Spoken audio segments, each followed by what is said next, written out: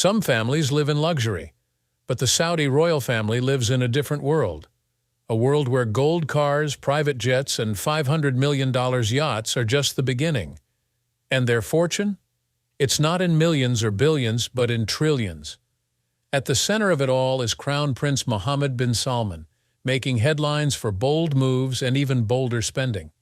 Behind the scenes, royal rivalries and power struggles create drama that could rival any Hollywood script. And while the palaces shine, the family wars run deep enough to make Game of Thrones look tame. So how did this royal empire begin? Join us as we go back to where it all started and follow the journey to today, where trillions are spent on the most unbelievable things. The rise of the House of Saud. The Saudi royal family, known as the House of Saud, is one of the most powerful and richest families in the world. But how did it all begin? The story starts with Mohammed bin Saud. He founded the Emirate of Diriyah, also called the First Saudi State, back in the 1700s. This was the first step toward building what is now Saudi Arabia. The family is part of an old tribe called Banu Hanifa. A well-known figure from this tribe was a 7th century theologist named Maslama ibn Habib. Over the years, the House of Saud went through different phases. First came the Sheikhdom of Diriyah, followed by the Emirate of Diriyah. Then came the Emirate of Nejd, which saw a lot of internal family fights. Finally, in 1932, the modern state of Saudi Arabia was formed. This is the version of the royal family that holds power today. The leadership has mostly stayed within the family. At first, the throne passed from one son of the first king, Ibn Saud, to another. But in 2006, a royal decree changed things. Now, a group of Saudi princes chooses the next king. Today's ruler is King Salman. He shook things up by replacing his brother with his nephew as crown prince. Then in 2017, his own son, Mohammed bin Salman, took over as the new crown prince. But this family isn't just large, it's massive. Around 15,000 people belong to the House of Saud. However, real power and money rest with only about 2,000 of them. So where does all this wealth come from? That brings us to the next part of the story. One filled with oil, investments, and unimaginable riches, from oil to trillions. The Saudi royal family's fortune started with one big discovery: oil. Back in the 1930s, oil was found in Saudi Arabia. Since then, it has been the country's golden ticket. Most of this wealth flows through Saudi Aramco, the state oil company. Aramco is the biggest oil company in the world, and its value is mind-blowing. The family's total wealth is estimated at over $1.4 trillion. This includes their shares in Aramco, which also controls huge reserves of fossil fuels. Because of this, the House of Saud is considered the richest family in history. But they didn't just stick to oil, they spread their wealth into other areas too. Real estate, technology, and finance have all become part of their empire. Speaking of which, one of the key players is the Kingdom Holding Company. This company has invested in big names like Twitter, Citigroup, and News Corporation. There's also a strong focus on building the country. Luxury hotels, modern infrastructure, and even huge entertainment projects are part of their plans. These investments not only add to their wealth, but also make the family more powerful both inside and outside Saudi Arabia. And while oil made them rich, it's the way they spend that keeps the world watching. Insane spending, palaces, paintings, and priceless toys. The Saudi royal family's life is pure luxury. Their palaces are like dream castles, huge, shiny, and full of gold. One of the most famous is the Al Yamama Palace in Riyadh. This place covers over 4 million square feet. Inside, there are Italian marble floors, carved ceilings, and detailed wall designs. It even has a movie theater, bowling alley, swimming pools, and its own mosque. Other famous properties include the Al Auja Palace and the Erga Palace. These are not just homes. They are also places where big meetings and government events happen. But palaces are just the start. The family also has one of the most stunning art collections in the world. They collect everything, from old Islamic art to modern-day pieces.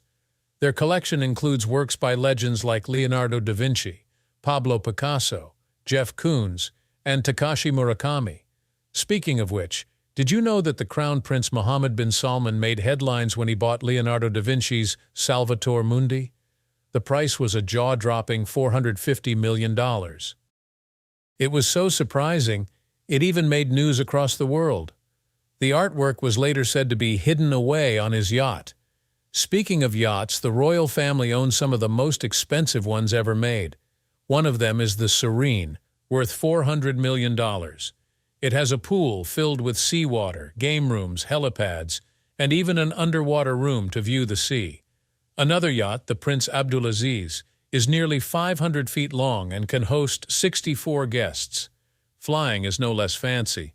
The family owns private jets, including a custom Boeing 747-400.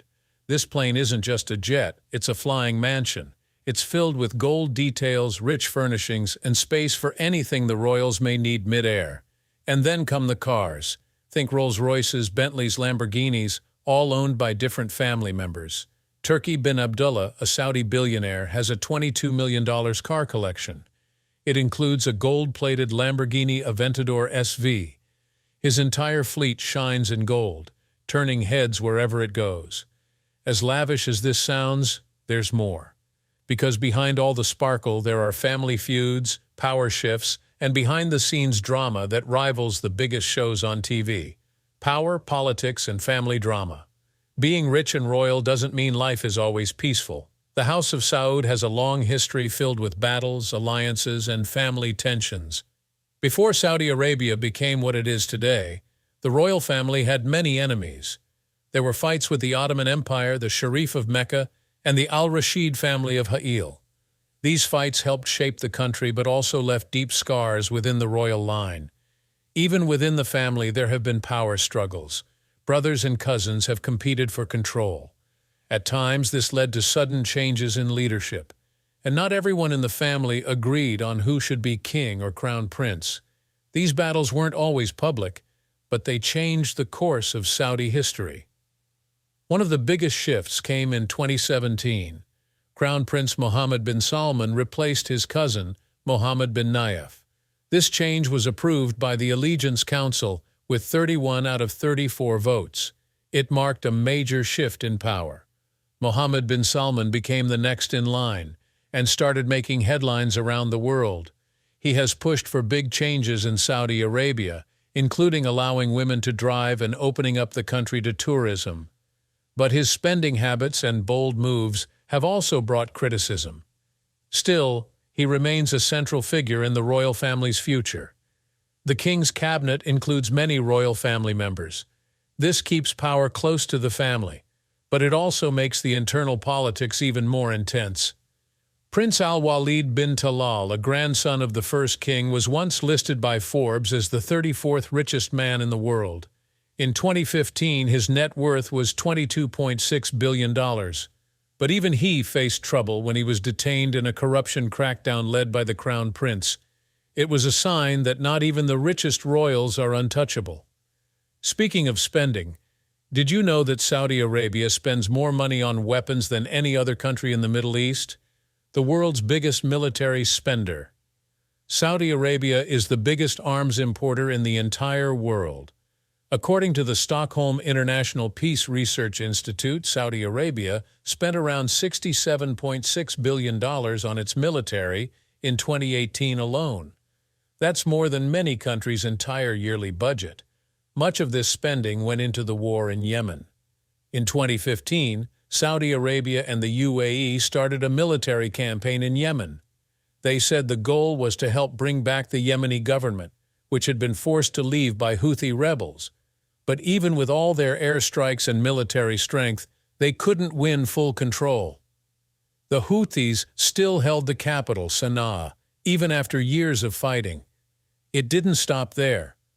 The UAE also supported other groups in the south of Yemen who wanted to break away from the Yemeni government.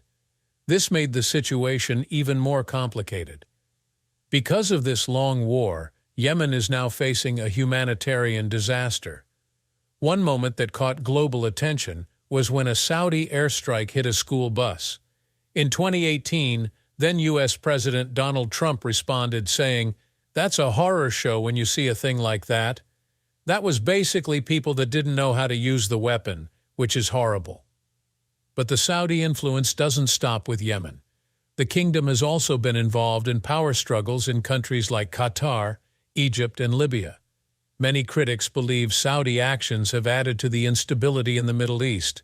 And yet, behind all the fighting and headlines, another story was quietly unfolding, one involving family power, palace secrets, and a young prince who would soon become the face of modern Saudi Arabia. A prince's quiet rise to power. In January 2015, Saudi Arabia's King Abdullah was dying. His half-brother, Salman, was next in line to be king, but the real attention was on Salman's young son, Mohammed bin Salman, just 29 years old at the time. Known by his initials, MBS, the prince had big dreams. He wanted to change Saudi Arabia forever, but he also feared that some in his own family might try to stop him. One night that same month, MBS called a senior security official named Saud al-Jabri for a private meeting at the palace. Both men left their phones outside the room. MBS even unplugged the landline from the wall. He didn't want any spies listening. Then, in that quiet moment, he shared his vision. He wanted to sell shares of Aramco, the world's richest oil company, and invest in big tech companies like Uber. He wanted Saudi women to join the workforce and help create 6 million jobs. He wanted Saudi Arabia to move away from oil and become a global player. Jabri, surprised by how big these plans were, asked just how far he wanted to go. MBS replied with a question. "Have you heard of Alexander the Great?" That meeting was supposed to last 30 minutes. Instead, it went on for 3 hours. When Jabri left, he found several missed calls from government staff who were worried about his sudden disappearance. MBS was not a name that many in the West were watching at the time. In fact, former MI6 chief Sir John Sawers said he wasn't earmarked to rise to power. But things changed quickly. After King Abdullah died naturally in 2015, Salman became king, and Mohammed bin Salman was appointed as defense minister. So what was his first move? War, secrets, ruthlessness, and royal drama. MBS grew up inside palace walls where rules were few and power meant everything. Those close to him say he often acted without thinking through the consequences. One example stands out. In his teens, he was given the nickname Abu Rasasa, or Father of the Bullet. The reason? He once sent a bullet in the mail to a judge who ruled against him in a property dispute. Former MI6 Chief Sawers said, "He doesn't like to be crossed, but that also means he's been able to drive through changes that no other Saudi leader has been able to do." One of those changes was stopping Saudi money from going to foreign mosques and religious schools that supported extremist views. According to Sawers, this move helped improve global safety. MBS's mother, Fada, comes from a Bedouin tribe and is believed to be his father's favorite wife. At the same time, many believe that King Salman has long suffered from a slow-developing illness. This made MBS more powerful, as his father relied on him more and more. In one unusual detail, diplomats described how MBS would type messages on his iPad during meetings and send them to his father's iPad. It was his way of helping the king know what to say next. There was even a shocking rumor. In 2014, before Salman became king, MBS reportedly talked about killing King Abdullah, his uncle, using a poisoned ring from Russia. Jabri said he saw a secret video of MBS talking about it. "I don't know for sure if he was just bragging," Jabri said, "but we took it seriously." After that, MBS was banned from attending court and even from shaking hands with the king for a long time. Still, when King Abdullah died, everything changed. King Salman took the throne and MBS rose fast. But his rise wasn't only about his father's support. It also came with a firm grip on power and a long list of rivals, missing princes and the royal clampdown. As MBS became more powerful, many inside the royal family began to feel his control, and those who disagreed with him, some simply disappeared.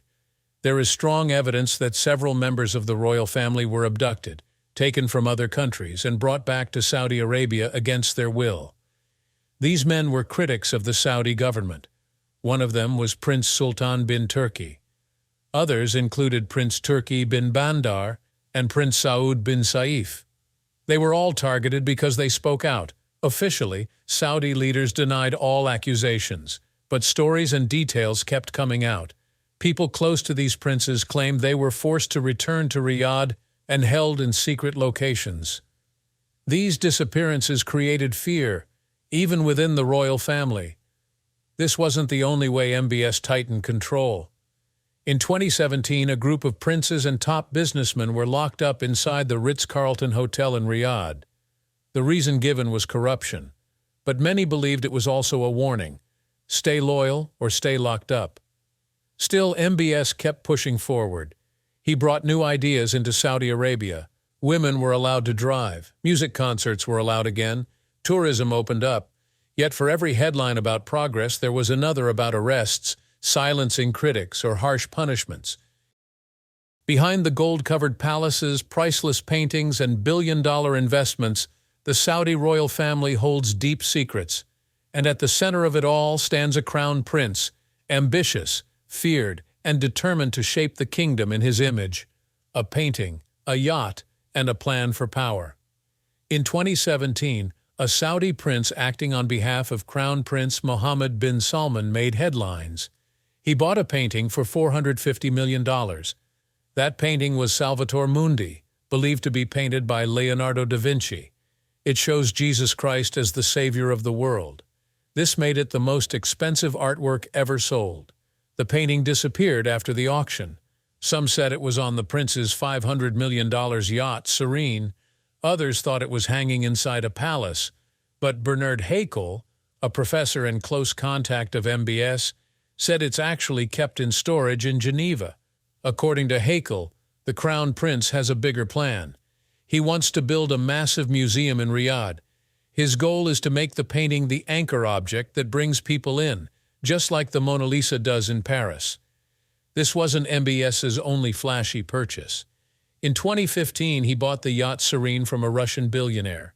He also purchased a French castle called Chateau Louis XVIII for more than $300 million. These buys show a man who isn't afraid to spend big or take bold steps. He doesn't worry about what others think, not even in a country known for its strict rules. MBS has also taken big steps in the world of sports. Saudi Arabia is spending millions to host major sports events like tennis and golf tournaments. The country is also the only bidder for the FIFA World Cup in 2034. Some call this sports washing, a way to hide bad press with good publicity. But MBS seems to care more about showing power than seeking approval. As Sir John Sawers, a former MI6 chief, put it, MBS is interested in building his own power as a leader, and the only way he can do that is by building his country's power. While these moves catch the world's eye, not everyone who worked with him has stayed loyal. Some face darker fates: betrayal, bait, and revenge. Saud al-Jabri worked in Saudi Arabia's government for 40 years. He was the chief of staff for former Crown Prince Mohammed bin Nayef. When MBS started gaining power, Jabri got a warning from a foreign intelligence agency. He was told he could be in danger. He fled the country. Even after Jabri left, the story didn't end. He says MBS sent him a message offering him his old job back.